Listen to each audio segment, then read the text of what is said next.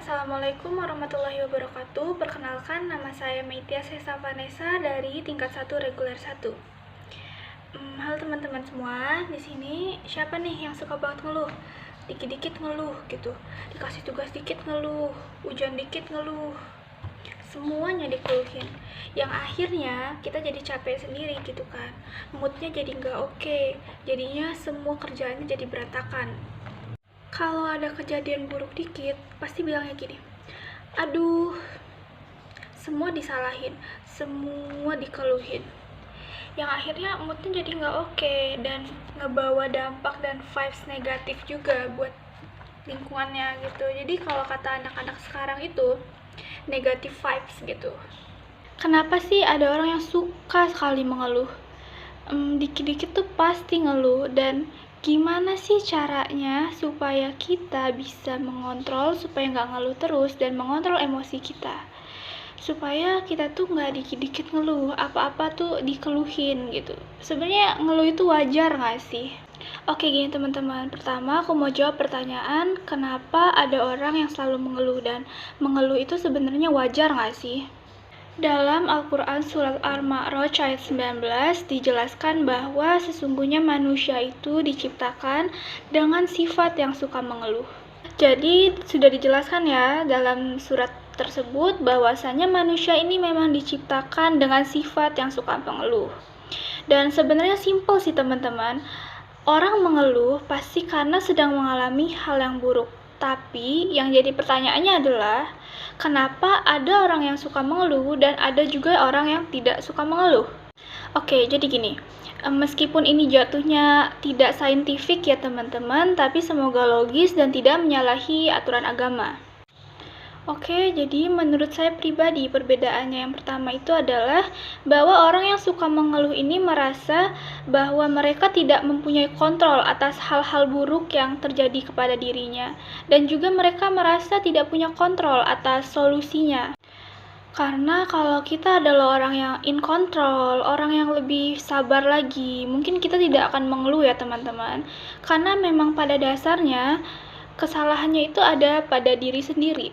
Jika kita menerima dengan lapang dada atas apa yang terjadi dan menerima bahwa kita tidak dapat mengontrol sesuatu yang datangnya dari Allah Subhanahu wa Ta'ala, maka insya Allah kita tidak akan mengeluh. At least kita mengeluhnya frekuensinya tidak sebesar yang sebelumnya karena kita sudah menerima dan sadar bahwa tidak semuanya dapat dikontrol oleh manusia. Oke, jadi sekarang kita coba bahas dampak dari mengeluh. Sebenarnya apa aja sih dampak dari mengeluh itu sendiri? Sebenarnya ini tergantung ya teman-teman, tergantung gimana cara kita memakai si mengeluh ini. Kalau saya boleh berpendapat, menurut saya mengeluh itu boleh dan wajar saja orang mengeluh jika mengalami hal buruk gitu yang terjadi pada dirinya. Namun lebih baik diminimalisir ya. Kenapa? Karena di saat kita mengeluh, kita itu seakan-akan menyerahkan kontrol diri kita gitu. Kita seakan-akan nggak bisa ngapa-ngapain nih. Kita nggak bisa menerima bahwa kita memang tidak bisa mengontrol semua yang terjadi dalam hidup kita. Kita seakan-akan pasrah. Tapi balik lagi nih, kalau ngeluhnya sesekali ke teman, ke keluarga, atau bahkan ke psikolog, wajar aja sih, karena pasti seseorang mengeluh kalau terjadi hal-hal buruk yang terjadi dalam hidupnya, itu wajar. Tapi kalau ngeluhnya sudah setiap hari, frekuensi ngeluhnya nih udah banyak, berarti kita memang benar-benar belum bisa menerima hal-hal di luar kontrol kita yang terjadi pada diri kita. Atau mungkin kita ngerasa kita nggak bisa ngapa-ngapain nih selain ngeluh untuk memperbaiki hal-hal yang terjadi di luar kontrol tadi. Kalau kita berbicara tentang dampak negatif dari mengeluh itu sendiri, sebenarnya sudah banyak ya dampak negatif dari mengeluh itu sendiri. Sekali lagi di sini saya berbicara secara saintifik ya. Yang pertama, mengeluh ini dapat membuat otak kita selalu berpikir negatif. Kenapa? Karena di saat kita mengeluh, sel-sel di dalam otak akan melakukan sebuah proses yang dinamakan neuroplasticity, yang dimana proses ini sendiri itu dapat membentuk otak kita menjadi negatif dan bisa menjadi habit juga loh kalau kita selalu mengeluh. Yang kedua, mengeluh ini dapat merusak bagian otak tertentu, terutama hipokampus. Nah, hipokampus itu sendiri fungsinya apa sih? Sebenarnya hipokampus itu sendiri mempunyai banyak fungsi, tapi di sini kita bahas soal memori. Jadi terlalu banyak mengeluh itu bisa merusak memori di dalam otak ya teman-teman. Dan nanti jadi sel-sel dalam otaknya ini juga terganggu. Nah, yang menariknya itu adalah orang-orang dengan hipokampus yang lebih kecil daripada rata-rata ini biasanya berkolerasi untuk mengalami gangguan mental seperti depresi dan PTSD.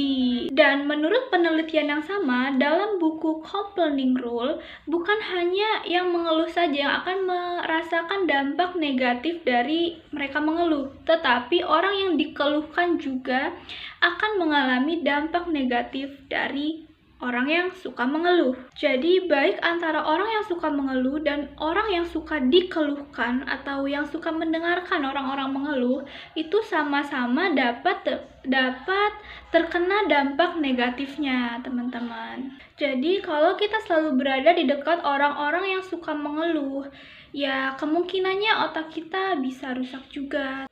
Tapi di sini saya tidak mau terlalu fokus kepada hal-hal negatifnya ya. Kenapa?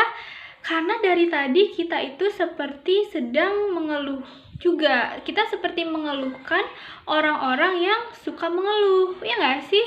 Jadi daripada fokus ke hal-hal negatifnya, sekarang kita lebih baik fokus ke bagaimana sih supaya saya tidak suka mengeluh lagi, supaya saya bisa lebih sabar dan bisa lebih dalam pengendalian diri gitu, dalam mengontrol emosi saya nih, dalam mengontrol emosi saya yang suka mengeluh terus, apa-apa mengeluh, dikit-dikit pasti saya mengeluh. Jadi ada beberapa prinsip yang bisa kita lakukan ya teman-teman.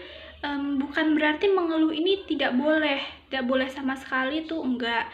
Cuman kita gunakan mengeluh ini ke hal-hal yang positif gitu. Contohnya gini, ini udah mau deket deadline nih, tapi tugas saya belum selesai. Sedangkan tugas teman-teman saya udah semua nih. Jadi di sini siapa nih yang salah? Saya dong. Nah, silahkan di sini Anda mengeluh. Silahkan mengeluh kepada diri sendiri, tapi kenapa kok bisa udah mau deket deadline tapi tugas saya belum selesai? Berarti di sini kan yang ada salahnya pada diri kita. Jadi dengan begitu kita perbaiki diri kita. Kita lebih belajar lagi cara memanage waktu, cara memprioritaskan yang mana yang lebih penting dulu dan tidak menunda-nunda tugasnya. Jadi bisa dilakukan di awal waktu. Jadi mengeluhnya bisa membawa dampak positif dan berguna bagi diri sendiri yang bersifat pribadi. Sebenarnya tidak apa-apa juga untuk mengeluh ke teman, ke orang tua, atau orang-orang yang kita percayai gitu. Cuman diusahakan tetap diminimalisir, mengingat dampak negatifnya yang tadi, yang tidak baik bagi si pendengar maupun si yang mengeluh. Jadi gitu ya teman-teman semua, mengeluh itu wajar, apalagi kalau kita sedang mengalami hal-hal yang buruk. Cuman tolong diminimalisir mengeluhnya agar tidak berdampak negatif bagi diri kita maupun bagi lingkungan sekitar kita dan bagi si pendengar kita. Dan semoga kita semua diberikan rasa syukur yang lebih agar kita bisa menerima segala hal-hal yang bisa menyebabkan kita mengeluh. Baik, jadi materi saya cukupkan sampai di sini. Saya meminta maaf bila ada kesalahan dalam penyampaian. Dan kepada Allah saya memohon ampun. Saya akhiri wabillahi taufiq wal hidayah. Wassalamualaikum warahmatullahi wabarakatuh.